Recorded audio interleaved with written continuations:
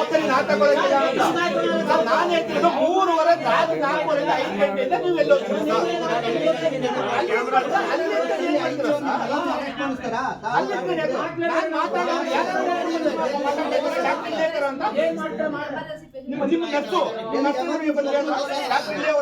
Doctor ಅವ್ರು ಬಿಸಿ ಅವರಲ್ಲ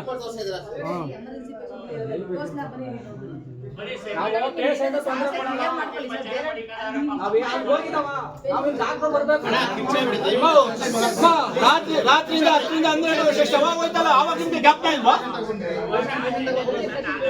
ನಮ್ದು ಅವೆಲ್ಲ ಬೇಡ ಡಾಕ್ಟರ್ ಇಲ್ವಲ್ಲ ಇಲ್ಲಿ ಯಾಕೆ ಕೇಳಿಲ್ಲ ನೀವು ಇನ್ಚಾರ್ಜ್ ಯಾರು ಇಲ್ಲಿ ಇನ್ಚಾರ್ಜ್ ಯಾರು ಇಲ್ಲಿ ಯಾರು ಕೇಳೋರು ಮಾಡೋರು ಯಾರು ಇಲ್ವಾ ಇಲ್ಲಿ? ಅಲ್ಲ ಒಬ್ಬ ಸೆಕ್ಯೂರಿಟಿ ಗಾರ್ಡ್ 9 ಗಂಟೆಗೆ ಹೋದ 8:30 ಇಲ್ಲಿ ಅವ್ರ ಪರಿಸ್ಥಿತಿ ಏನು? 21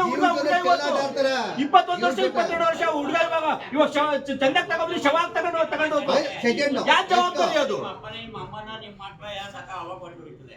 ಯಾರ ಮೇಲೆ ಯಾರೋ ಒಬ್ಬೊಬ್ರು ಇಟ್ಕೊಂಡು ಸಂಜಾಯಿಸಿ ಮಾತಾಡೋದಲ್ಲ ಇದು. ಎಲ್ಲಾರ ಮನೇಲೂ ಸಾವಾಗುತ್ತೆ ಕಣ್ರಿ. ಇವ್ರಿಗೆಲ್ಲ ಏನ್ ಗೊತ್ತಾ, ಒಂದ್ ಅರ್ಧ ಗಂಟೆ ಇವ್ರ ಮೈಂಡಲ್ಲಿ ಏನ್ ಗೊತ್ತಲ್ಲ, 1 ಗಂಟೆ ಟೈಮಲ್ಲಿ ಜಗಳ ಮಾಡ್ತಾರೆ, ಮಾಡಿದ ಅವ್ರು ಹೊರಟೆ ಬಿಡ್ತಾರೆ, ಆಗೋಯ್ತು ಅದು ಕ್ಲೋಸ್ ಮ್ಯಾಟ್ರು.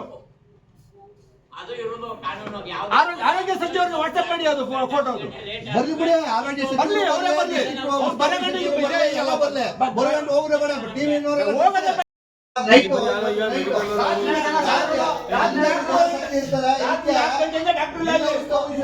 ಮತ್ತು ಕನ್ಸೆಂಟ್ MLA ಅವಳೆ ಮಾನ್ಯ ಮುಖ್ಯಮಂತ್ರಿಗಳೇ ಮತ್ತು ಆರೋಗ್ಯ ಸಚಿವರೇ ಇದ್ರ ಬಗ್ಗೆ ಮಾತಾಡ್ಬೇಕು.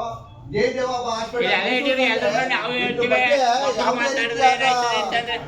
ಇದನ್ನ ಕ್ರಮ ತಗೊಳ್ಳೋರು ಯಾರು ಇಲ್ಲ.